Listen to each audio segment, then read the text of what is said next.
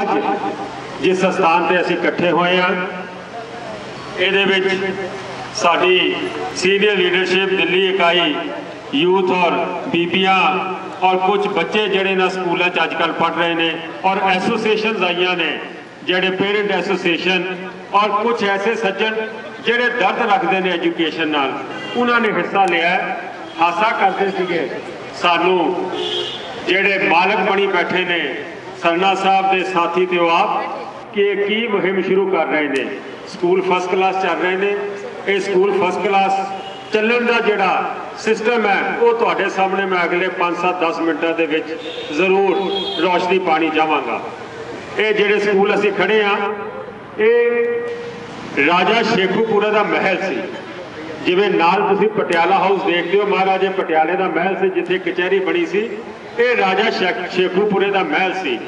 1965 के विच पहली दफा ये सोच आई कि एक इंग्लिश मीडियम स्कूल सिखा का क्यों ना बने और 6000 रुपये महीने से ये राजा शेखूपुरा तो किराए पर लिया गया।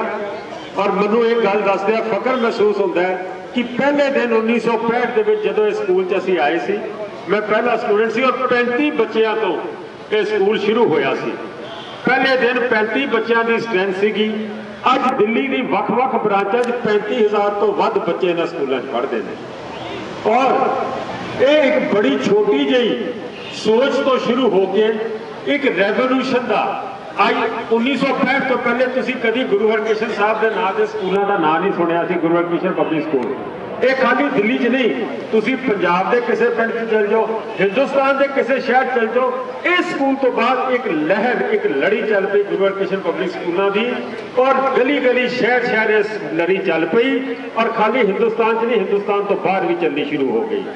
वो जमाना सी कि जदों इत्थे एडमिशन लैनी हुंदी सी मैनू याद है 1977 जदों मुरारजी देसाई की गवर्नमेंट आई तो बरनाला साहब ते धन्ना सिंह गुलशन दो केंद्रीय वजीर इत्थे वजीर सीगे सेंटर के विच उस वेले वो कहते सी कि असी अगर एक बच्चा इन्हां स्कूल च दाखिल कराना होवे तो मेरे ख्याल 20 बारी फोन करने पैंदे ने और जे किते एक बच्चा दाखिल हो जाए असी ये सोचते सीगे कि भी साडी भी मिनिस्ट्री जिहड़ी है वो कामयाब है। और अज ये जमाना है कि अज कोई भी बच्चा अपना इन्हां स्कूलों च पाण नूं तैयार नहीं है। ऐसा स्टैंडर्ड साडा गेर दिता गया। क्यों गेरिया गया? इस करके गेरिया गया कि इन्हां स्कूलों के चेयरमैन उस जमाने दे विच मैं तुहानूं नाम दसा तुसीं हैरान हो जाओगे। डॉक्टर इंद्रजीत सिंह पंजाब सिंध बैंक वालियां नूं तुसीं सारे जानते हो।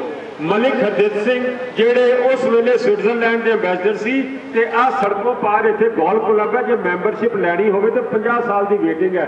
उस क्लब का फाउंडर मलिक हरदित सिंह इन्हां स्कूलों का चेयरमैन हुंदा सीगा।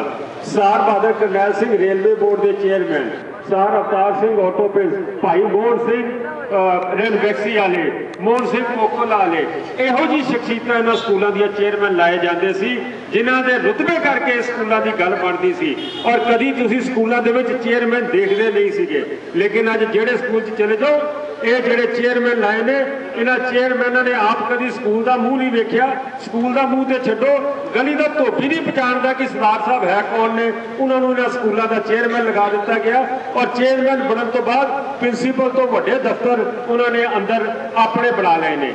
दफ्तर बनाने तो बाद सारा सारा दिन अपने हल्के के जिन्ने नजायज़ काम ने फीसा माफ की गल करिए जे कोई 84 का विक्टिम है जे कोई गरीब गुरबा है जे कोई लोड़वंद है जे किसी बच्चे का प्यो नहीं है वो माँ अगर इन्हों को आ जाए फीस माफ करने वास्ते बिल्कुल फीस माफ नहीं की जाती। फीस वो माफ की जाती है जिहदे इलाके 50-100 वोटां होण भावें उहदे थल्ले 2 कारां खड़ियां होण घर च AC ते फ्रिज चलते होण और आलीशान जिंदगी बतीत करता होवे उहदे बच्चों की फीस माफ की जाती है लोड़वंद की फीस नहीं माफ की जाती। इन्हां स्कूलों के विच जे 6th पे कमीशन आया 5th पे कमीशन आया पिछले साल जेडे इत्थे जिन्हां दे पेरेंट्स खड़े ने याद होएगा इन्होंने कह दिता कि बच्चों को असीं रिजल्ट नहीं देंगे रिपोर्ट बुक्स नहीं देंगे अगली क्लास इन्हों नहीं चढ़ावांगे जब तक तुसीं 6th पे कमीशन दी किश्तां स्कूल च जमा नहीं करांदे। बच्चों कोलों किश्तां लै लईआं लेकिन टीचरां नूं उन्हां दा बनदा लोड़ींदा हक नहीं दिता गया।